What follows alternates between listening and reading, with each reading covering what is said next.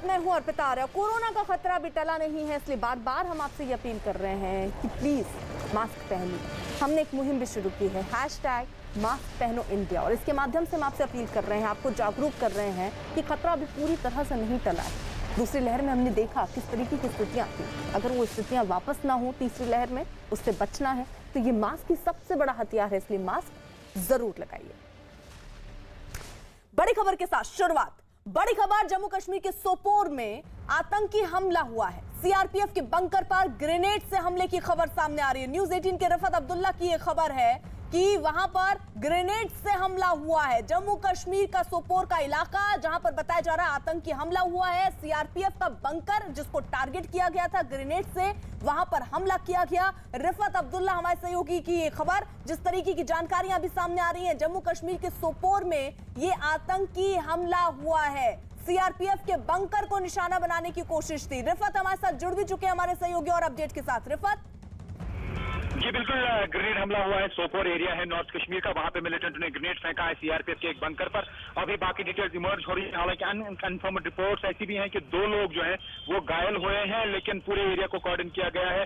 और आपको मालूम है कि 15 अगस्त की जो तकरीब होनी है उससे पहले जो है मिलिटेंट एक्टिविटीज बढ़ गई है। काफी जगहों पे मिलिटेंट सुरक्षा बलों को निशाना बनाने की कोशिश कर रहे हैं। आपने देखा कि साउथ कश्मीर के जो काजीगुंड का एरिया है वहां पर भी कल एक हमला हुआ था। मिलिटेंटों ने घात लगाकर हमला किया था बीएसएफ की कॉन्वॉय पे। उसके बाद फौरन कॉर्डन सर्च ऑपरेशन लॉन्च किया गया, एक मिलिटेंट ट्रैप किया गया और मिलिटेंट जो है मारा गया उस एनकाउंटर में। और इस तरीके से लगातार मिलिटेंट अपनी प्रेजेंस दिखाने की कोशिश कर रहे हैं। फिलहाल सोपोर में जो घटना घटी है उसमें बताया जा रहा है कि 2 लोग जो है घायल हुए हैं, लेकिन पूरे एरिया को कॉर्डन में लिया गया है और मिलिटेंटों की तलाश जारी है।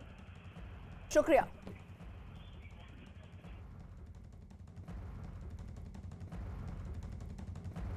इसी बीच एक और बड़ी खबर, अफगानिस्तान में तालिबान रिटर्न से जुड़ी हुई। अफगानिस्तान से नाटो और अमेरिकी सैनिकों की वापसी के बीच तालिबान को अब तक की सबसे बड़ी कामयाबी हाथ लगी। तालिबान ने अफगानिस्तान में एक और प्रांतीय राजधानी कांधार पर कब्जा कर लिया। अफगानिस्तान के दूसरे सबसे बड़े शहर कांधार पर तालिबान ने हमले के बाद कब्जा किया। न्यूज एजेंसी की जो रिपोर्ट्स आ रही हैं उसमें कहा जा रहा है कि तालिबान गुरुवार रात कांधार पर कब्जा जमाने में कामयाब रहा, जबकि सरकारी अधिकारियों का दल शहर से भागने में सफल रहा।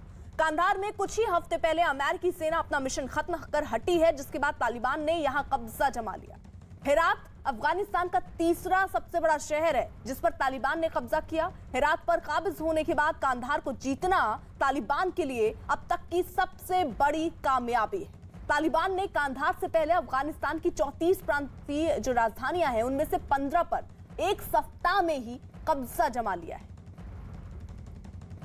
तो 2 तस्वीरें हम आपको दिखा रहे हैं, जहां एक तरफ कल हेरात में कब्जा हुआ, वहीं आज कांधार पे कब्जा भी अब तालिबान का हो गया है। तो ऐसे में कैसे बचेगा अफगानिस्तान, ये एक बड़ा सवाल खड़ा हो जाता है, क्योंकि काबुल जिसको बचाने की पूरी कोशिश अफगानी सेनाओं की होगी, लेकिन काबुल से भी केवल 90 किलोमीटर दूर ही है तालिबानी सैनिक। फिलहाल ये 2 तस्वीरें भी हम आपको दिखा रहे थे और ये अलग अलग जगहों की तस्वीरें भी जल्दी से देख लीजिए। वो इलाके, वो प्रांत जहां पर तालिबान ने अपना कब्जा जमा लिया है। हालांकि अफगानिस्तान पूरी अपनी रणनीति जरूर बना रहा है, लेकिन वो अभी कामयाब होती नजर नहीं आ रही। कामयाब होता हुआ तालिबान नजर आ रहा है, अलग अलग प्रांतों पर कब्जा कर चुका है, काबुल के और करीब पहुंच चुका है। 34 में से आप समझिए 15 प्रांत ऐसे हैं जिस पर कब्जा तालिबान का हो चुका है।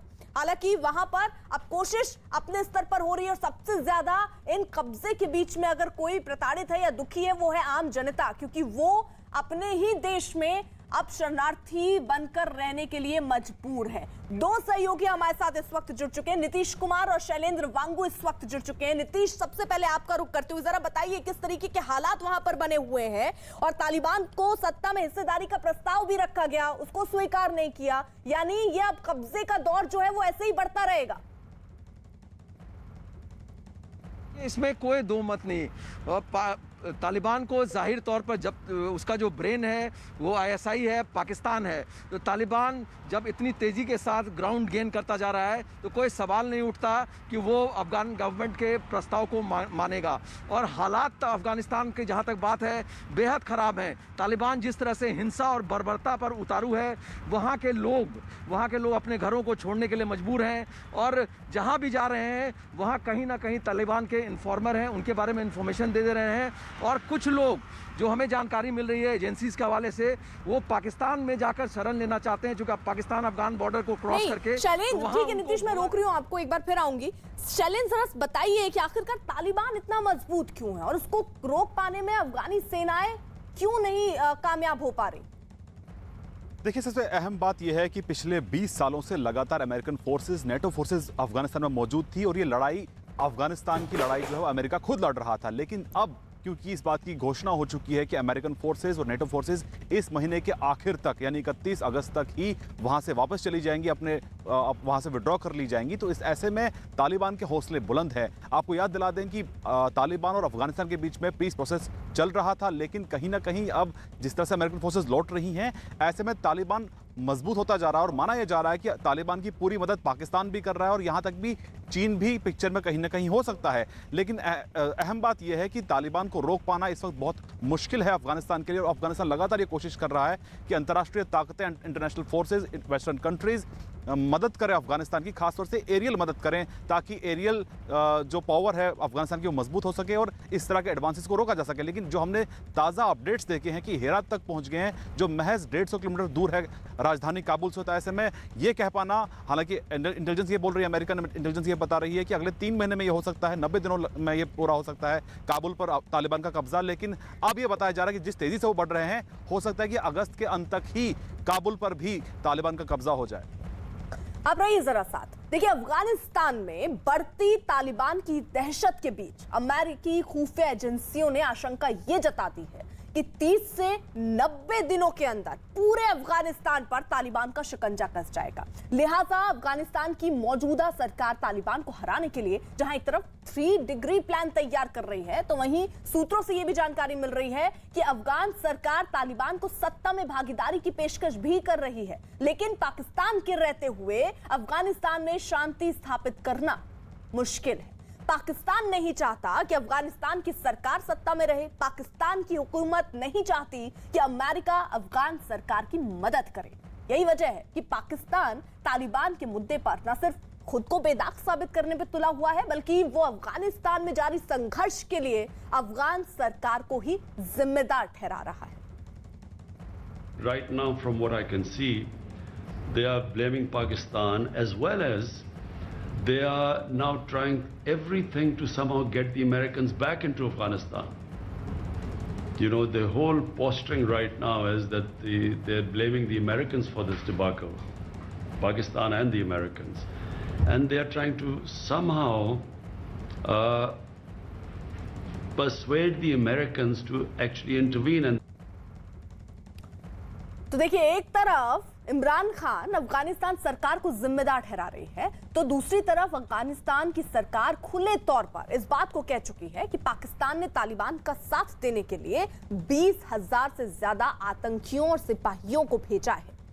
अफगान सरकार के इल्जामों को पुख्ता करने के कई सबूत भी हैं और ऐसे में रक्षा विशेषज्ञ मानते हैं कि इमरान खान की खुद को पाक साफ साबित करने की कोशिश कभी कामयाब नहीं होगी। दुनिया की आंखों में, खास करके अमेरिका की आंखों में अच्छा बनना चाहता है और वो दिखा रहा है कि हम तो देखो तालिबान के साथ में नेगोशिएशंस कर रहे हैं, बातचीत कर रहे हैं, लेकिन घानी जो है प्रेसिडेंट है वो हमें इस चीज़ को स्कटल कर रहा है, करने नहीं दे रहा, उसको स्टॉल कर रहा है, ताकि वो उनके दुनिया के सामने ये गुडविल क्रिएट करना चाहते हैं कि हम तो इस जो संघर्ष है इसके अंदर हम तो मदद करना चाहते हैं और यहाँ पर पीस होना चाहते हैं। लेकिन ये सब दिखावा है, घड़ियाली आंसू हैं और वो सिर्फ इससे कुछ ना कुछ फ़ायदा उठाना चाह रहा है।